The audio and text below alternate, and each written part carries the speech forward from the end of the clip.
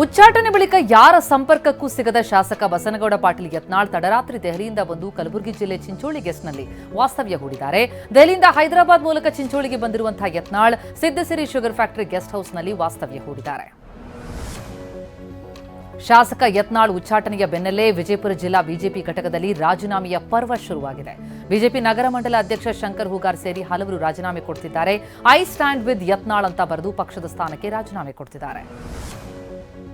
ಬಿಜೆಪಿಯಿಂದ ಯತ್ನಾಳ್ ಉಚ್ಚಾಟನೆಯನ್ನ ಪಂಚಮಸಾಲಿ ಸಮುದಾಯ ಖಂಡಿಸಿದೆ. ಕೊಪ್ಪಳ ಜಿಲ್ಲೆಯಲ್ಲಿ ಕೆಲ ಬಿಜೆಪಿ ನಾಯಕರು ಸೇರಿ ಪಂಚಮಸಾಲಿ ಸಮುದಾಯದ ಮುಖಂಡರು ಬಿಜೆಪಿಗೆ ಭಾವಪೂರ್ಣ ಶ್ರದ್ಧಾಂಜಲಿಯತ್ತ ಪೋಸ್ಟ್ ಹಾಕಿ ಕಿಡಿಕಾರಿದ್ದಾರೆ.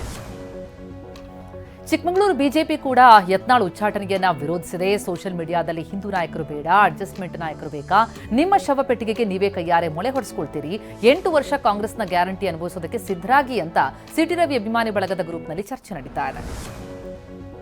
ಶಾಸಕ ಯತ್ನಾಳ್ರನ್ನ ಉಚ್ಚಾಟನೆ ಮಾಡಿರುವಂತಹ ಸಂಬಂಧ ಚಿಕ್ಕಮಗಳೂರಿನಲ್ಲಿ ಆರ್ ಅಶೋಕ್ ಪ್ರತಿಕ್ರಿಯಿಸಿದ್ದಾರೆ. ನಾವು ಎಲ್ಲ ಒಟ್ಟಿಗೆ ಹೋಗಬೇಕು ಎಂಬ ಪ್ರಯತ್ನ ಮಾಡಿದ್ವಿ, ಆದರೆ ನಿನ್ನೆ 6 ವರ್ಷಗಳ ಕಾಲ ಯತ್ನಾಳ್ರನ್ನ ಉಚ್ಚಾಟನೆ ಮಾಡಿದ್ದಾರೆ. ಕೇಂದ್ರ ನಾಯಕರ ತೀರ್ಮಾನಕ್ಕೆ ನಾವು ಬದ್ಧರಾಗಿರಬೇಕು ಅಂತ ಹೇಳಿದ್ದಾರೆ ಎಂದರು. ಹನಿ ಟ್ರ್ಯಾಪ್ ಯತ್ನ ಪ್ರಕರಣಕ್ಕೆ ಸಂಬಂಧಪಟ್ಟಂತೆ ಇಂದು ಎಂಎಲ್ಸಿ ರಾಜೇಂದ್ರ ಡಿಜಿಗೆ ದೂರು ಕೊಡಲಿದ್ದಾರೆ. ತನಿಖೆ ನಡೆಸುವಂತೆ ಈಗಾಗಲೇ ಗೃಹ ಸಚಿವರಿಗೆ ಸಚಿವ ರಾಜಣ್ಣ ಮನವಿ ಮಾಡಿದ್ದಾರೆ. 12:30ಕ್ಕೆ ಡಿಜಿಯವರ ಭೇಟಿಗೆ ಸಮಯಾವಕಾಶವನ್ನು ನೀಡಲಾಗಿದೆ. ರಾಜ್ಯ ಕಾಂಗ್ರೆಸ್ನಲ್ಲಿ ಹನಿ ಟ್ರ್ಯಾಪ್ ಗದ್ದಲವೆದ್ದಿರುವಂತಹ ನಡುವೆ ಡಿಸಿಎಂ ಡಿಕೆ ಶಿವಕುಮಾರ್ ಇವತ್ತು ಬೆಂಗಳೂರಿಗೆ ತೆರಳಿದ್ದಾರೆ. ನಾಳೆ ರಾಜ್ಯ ಕಾಂಗ್ರೆಸ್ ಘಟಕದ ಅಧ್ಯಕ್ಷರು ಹಾಗೂ ಜಿಲ್ಲಾ ಕಾಂಗ್ರೆಸ್ ಅಧ್ಯಕ್ಷರ ಸಭೆ ನಡೆಯುವಂತಹ ಹಿನ್ನೆಲೆಯಲ್ಲಿ ದೆಹಲಿಗೆ ಪ್ರಯಾಣವನ್ನು ಅವರು ಬೆಳೆಸ್ತಾ ಇದ್ದಾರೆ. ದಕ್ಷಿಣ ಕನ್ನಡ ಜಿಲ್ಲೆಯ ಬಂಟ್ವಾಳ ತಾಲೂಕಿನ ವಿಟ್ಲ ಬಿಜೆಪಿ ಮುಖಂಡ ಮಹೇಶ್ ಭಟ್ ವಿರುದ್ಧ ಅಪ್ರಾಪ್ತೆ ಜೊತೆ ಅನುಚಿತವಾಗಿ ವರ್ತಿಸಿರುವಂತಹ ಆರೋಪ ಕೇಳಿಬರ್ತಾ ಇದೆ. ಪೆರುವಾಯಿ ಸಹಕಾರಿ ಸಂಘದ ಅಧ್ಯಕ್ಷರಾಗಿರುವ ಮಹೇಶ್ ಭಟ್ ವಿರುದ್ಧ ವಿಟ್ಲ ಪೊಲೀಸ್ ಠಾಣೆಯಲ್ಲಿ ಕೇಸ್ ದಾಖಲಾಗಿದ್ದು, ಮಹೇಶ್ ಭಟ್ ಬಂಧನಕ್ಕೆ ದಲಿತ ಸಂಘಟನೆಗಳು ಒತ್ತಾಯಿಸಿದ್ದು, ಪ್ರಕರಣ ದಾಖಲಾಗ್ತಾ ಇದ್ದಂತೆ ಮಹೇಶ್ ಪರಾರಿಯಾಗಿದ್ದಾರೆ. ಸರ್ಕಾರಿ ಕಾರ್ಯಕ್ರಮದಲ್ಲಿ ಮರ್ಯಾದೆ ಕೊಟ್ಟಿರುವುದು ಕೊಲೆ ಆರೋಪಿಗೆ ಬಹಳ ದೊಡ್ಡ ವಿವಾದಕ್ಕೆ ಕಾರಣ ಆಗಿರುವಂಥದ್ದು. ಕೆಪಿಸಿಸಿ ಕಾರ್ಯಾಧ್ಯಕ್ಷ ತನ್ವೀರ್ ಸೇಠ್ ಆಪ್ತ ಮಂಜು ಮೈಸೂರಿನ ಎನ್ಆರ್ ಕ್ಷೇತ್ರದ ನಮ್ಮ ಕ್ಲಿನಿಕ್ ಉದ್ಘಾಟನೆ ಕಾರ್ಯಕ್ರಮದ ವೇದಿಕೆಯಲ್ಲಿ ಕಾಣಿಸಿಕೊಂಡರು. ಶಾಸಕ ಡಿಎಚ್ಒ ಹಾಗೂ ಪೊಲೀಸ್ ಇನ್ಸ್ಪೆಕ್ಟರ್ ಪಕ್ಕದಲ್ಲೇ ಬ್ಯಾಂಕ್ ಮಂಜು ಕಾಣಿಸಿಕೊಂಡಿದ್ದಾನೆ. ಮಚ್ಚ ಹಿಡಿದು ರೀಲ್ಸ್ ಮಾಡಿದಂತಹ ರಜತ್ ಮತ್ತು ವೀರೇಂದ್ರ 3 ದಿನ ಪೊಲೀಸ್ ಕಸ್ಟಡಿಗೆ ಕೊಡಲಾಗಿದೆ. ಮಾರ್ಚ್ 28ರ ಸಂಜೆ 4 ಗಂಟೆಗೆ ಕೋರ್ಟ್ಗೆ ಹಾಜರುಪಡಿಸಬೇಕು ಅಂತ 24ನೇ ಎಸಿಜಿಎಂ ನ್ಯಾಯಾಲಯ ಆದೇಶ ಹೊರಡಿಸಿದೆ.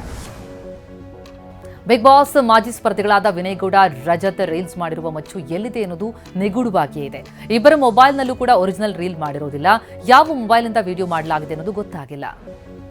ದಾವಣಗೆರೆ ಸಂಚಾರಿ ಪೊಲೀಸರು ತಾವು ವಶಪಡಿಕೊಂಡಂತಹ ಅರ್ಧ ಹೆಲ್ಮೆಟ್ ಮತ್ತು ಕೆಟ್ಟ ಸದ್ದು ಮಾಡ್ತಾ ಇದ್ದ ಸೈಲೆನ್ಸರ್ಗಳನ್ನು ಬುಲ್ಡೋಸರ್ ಮೂಲಕ ನಾಶಪಡಿಸಿದ್ದು, ದಾವಣಗೆರೆ ಜಿಲ್ಲಾ ಪೊಲೀಸ್ ವರಿಷ್ಠಾಧಿಕಾರಿ ಕಚೇರಿಯ ಸಮ್ಮುಖದಲ್ಲಿ ಬುಲ್ಡೋಸರ್ ಮೂಲಕ ಸುಮಾರು 10,000ಕ್ಕೂ ಹೆಚ್ಚು ಹೆಲ್ಮೆಟ್ಗಳನ್ನು ನಾಶಪಡಿಸಿದ್ದಾರೆ.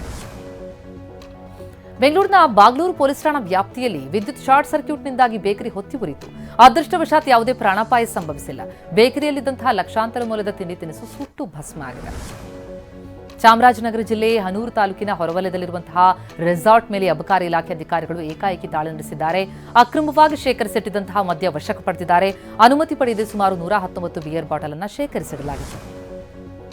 ಧಾರವಾಡ ಜಿಲ್ಲೆಯ ಹಲವೆಡೆ ಭಾರೀ ಮಳೆಯಾಗಿದ್ದರಿಂದ ಕಲಘಟಗಿ ತಾಲೂಕಿನ ಗುಡಿಹಾಳ ಗ್ರಾಮದ ಶಾಲಾ ಆವರಣ ಸಂಪೂರ್ಣ ಜಲಾವೃತವಾಗಿದೆ. ಬೊಲೆರೋ ವಾಹನದ ಮೂಲಕ ಮಕ್ಕಳನ್ನು ಮನೆಗೆ ರವಾನಿಸಲಾಗಿದೆ. ಕೇಂದ್ರ ಸರ್ಕಾರ ನಿಯಂತ್ರಣದಲ್ಲಿರುವಂತಹ ಕ್ಯಾನ್ಸರ್, ಮಧುಮೇಹ, ಹೃದಯ ಸಂಬಂಧಿತ ಆಂಟಿಬಯೋಟಿಕ್ಸ್ ಔಷಧಿಗಳ ದರ ಏರಿಕೆ ಆಗೋ ಸಾಧ್ಯತೆ ಇದ್ದು, ಈ ಔಷಧಿಗಳ ದರ ಶೇಕಡಾ 1.7ರಷ್ಟು ಹೆಚ್ಚಳವಾಗುತ್ತೆ ಅಂತ ಮೂಲಗಳು ತಿಳಿಸಿವೆ. ಕಚ್ಚಾ ವಸ್ತು ಇತರೆ ವೆಚ್ಚ ಏರಿಕೆಯಾಗಿರುವುದರಿಂದ ಸಂಕಷ್ಟದಲ್ಲಿರುವಂತಹ ಔಷಧಿ ಉದ್ಯಮಕ್ಕೆ ದರ ಹೆಚ್ಚಳದಿಂದ ಅನುಕೂಲವಾಗುತ್ತೆ ಅಂತ ಅಖಿಲ ಭಾರತ ಔಷಧಿ ಸಂಘಟನೆ ತಿಳಿಸಿದೆ. ಕಬ್ಬಿನ ಹಾಲು ತಯಾರಿಸಿರುವಂತಹ ಮೆಷಿನ್ನಲ್ಲಿ ಮಹಿಳೆಯ ಜಡೆ ಸಿಕ್ಕಾಕೊಂಡ ಪ್ರಸಂಗ ನಡೆಯಿತು. ಘಟನೆ ಎಲ್ಲಿ ನಡೆದಿದೆ ಅನ್ನೋದು ಬಹಿರಂಗ ಆಗಿಲ್ಲ. ಆದರೆ ಜಾಲತಾಣದಲ್ಲಿ ವಿಡಿಯೋ ಭಾರಿ ವೈರಲ್ ಆಗಿದೆ. ಏಕಾಏಕಿ ಮೆಷಿನ್ನಲ್ಲಿ ಮಹಿಳೆಯ ಜಡೆ ಸಿಕ್ಕೊಂಡಿದ್ದು, ಸ್ಥಳೀಯರ ಸಹಾಯದಿಂದ ಆಕೆ ಬಚಾವಾಗಿದ್ದಾರೆ. ರಾಮ್ ಚರಣ್ ಜನ್ಮದಿನಾಚರಣೆಯ ಹಿನ್ನೆಲೆ RC16 ಚಿತ್ರದ ಶೀರ್ಷಿಕೆ ಹಾಗೂ ಫಸ್ಟ್ ಲುಕ್ ಅನ್ನು ಬಿಡುಗಡೆ ಮಾಡಲಾಗಿದೆ. ಈ ಚಿತ್ರಕ್ಕೆ ಪೆದ್ದಿ ಅಂತ ಹೆಸರಿಡಲಾಗಿದ್ದು, ಹಳ್ಳಿ ಬ್ಯಾಕ್ ಡ್ರಾಪ್ನಲ್ಲಿ ಸಿನಿಮಾ ಇದೆ.